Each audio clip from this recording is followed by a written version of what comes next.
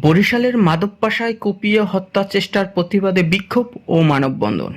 বরিশাল বাবুগঞ্জ উপজেলায় এয়ারপোর্ট থানাধীন মাদকপাশা ইউনিয়নে ভ্যান চালক শাহিন তালুকদার ও তার পরিবারের 5 জনের উপর একই এলাকার বাসিন্দা মান্নান গাজী, মহসিন গাজী, হৃদয় গাজী ও তার সহযোগী তামিম সর্দার সহ 10-12 জন সন্ত্রাসী মিলে হামলা চালায়। গত 5 এপ্রিল শনিবার রাত আনুমানিক 2টার দিকে ভ্যান চালক শাহিনের বাড়িতে গিয়ে পূর্ব শত্রুতার জের ধরে শাহিন ও তার মা, বোন ও পার্শ্ববর্তী জাকির তালুকদারের উপর হামলা চালায়। তারা দেশীয় অস্ত্র দা ও চাপাটি দিয়ে কুপিয়ে তাদের জখম করে। পরে স্থানীয় জনতা তাদের উদ্ধার করে বরিশাল শের-ই-বাংলা মেডিকেল কলেজ হাসপাতালে ভর্তি করা হয়। শাহিনের মা ও বোন গুরুতর অসুস্থ হওয়ায় তাদের ঢাকা মেডিকেল কলেজ হাসপাতালে রেফার করা হয়। এই বর্বরোচিত হত্যা চেষ্টার অভিযোগে শাহিনের স্ত্রী বাদী হয়ে এয়ারপোর্ট থানা মামলা দায়ের করেন, কিন্তু মামলার পরেও আসামিরা এলাকায় ঘোরাফেরা করে এবং বিভিন্ন ধরনের হুমকি ধামকি দিয়ে বেড়াচ্ছে। এতে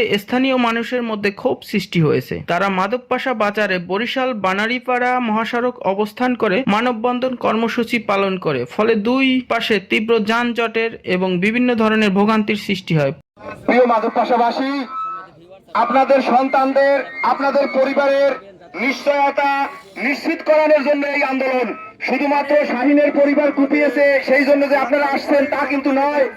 এই শাহিনকে কোপাইছে এবং কিছুদিন পরে যে আপনাদের কোপাইবে না এরকম কোনো গ্যারান্টি নাই। আমরা মাদকপাশাবাসী আজকে দীর্ঘদিন পর্যন্ত একসাথে ঝগড়া করি, কিন্তু তাই বলে কেউ কোনো পরিবারকে কোনোদিন কোপায় নাই। এইরকম নৃশংস ভাবে ঝগড়া হতেই পারে, কিন্তু এইভাবে কোপানোর দৃষ্টান্ত এই মাদকপাশায় প্রথম। তাই প্রশাসন গত 5 তারিখ থেকে এখন পর্যন্ত নীরব।